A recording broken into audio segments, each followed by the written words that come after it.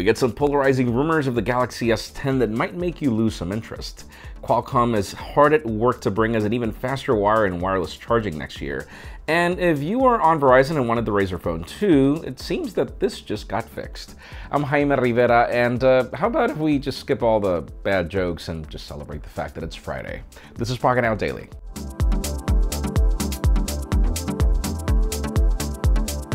The official news today begin with the iPhone XR, which launched today. Our review unit just arrived to our own Taylor Martin, so expect some content very soon.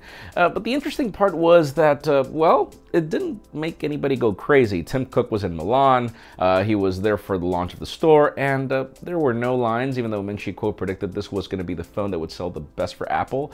And it could just be the pre-orders went great. We don't know exactly what that was, but we'll get some numbers soon.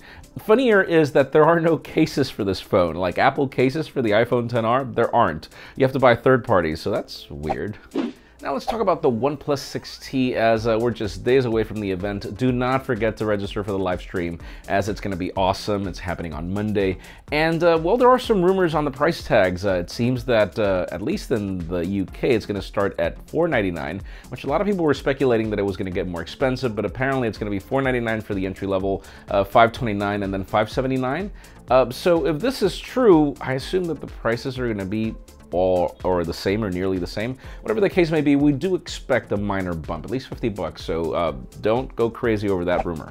And for those of you that are looking forward to the Razer Phone 2 and are on Verizon, yes, the phone launched without certification for it, but it is now confirmed that the phone is fully compatible with Verizon, and this is awesome. I mean, I've been using the Razer Phone on and off ever since I was waiting for the final software update to actually be able to give you the full review, and honestly, my impression is extremely positive. Stay tuned for that content, and yeah, Verizon is now available.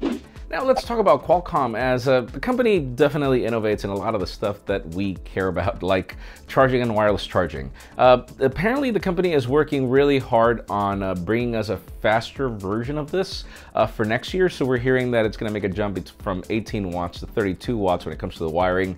And for those of you that want wireless charging, it's going to make a jump from fast wireless charging at 12 to 15 watts, even though I think that there are certain cases where 15 watts is already available. I could be mistaken. Correct me in the comments if you do. But yeah, it seems that there will be something faster, but I wonder exactly how adoption is going to be, because Quick Charge 4 Plus has existed for a while, and only the Razer Phone has it, which is weird. And finally, the interesting and kind of underwhelming news today has to do with the Samsung Galaxy S10, at least when it comes to rumors. We've heard that there are 3 phones, that 2 of them will have curved displays and triple cameras and everything, and then we've heard that there's going to be another one that's not going to be curved, that's only going to have a single camera, and that's going to be pretty much the entry-level variant of the S10 for those of you that don't want to pay a lot of money. But the interesting part is that we hear that the headphone jack is not coming on these phones, or at least to one of them.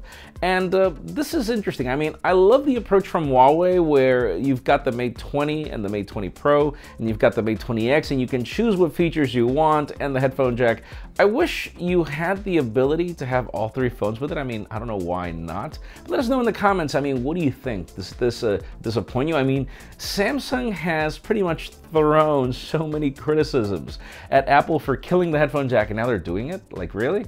Leave us a comment down below. We'd love to know what you think. Friends, again, if you want to get the news earlier, follow us on Pocketnow.com and subscribe to both our channels, English and Spanish, for more videos like this one. You can follow me on Twitter, Jaime_Rivera, on Instagram at Jaime Rivera. Please give this video a thumbs up if you like what you saw. I'm Jaime Rivera. Thanks so much for watching. We'll see you next week.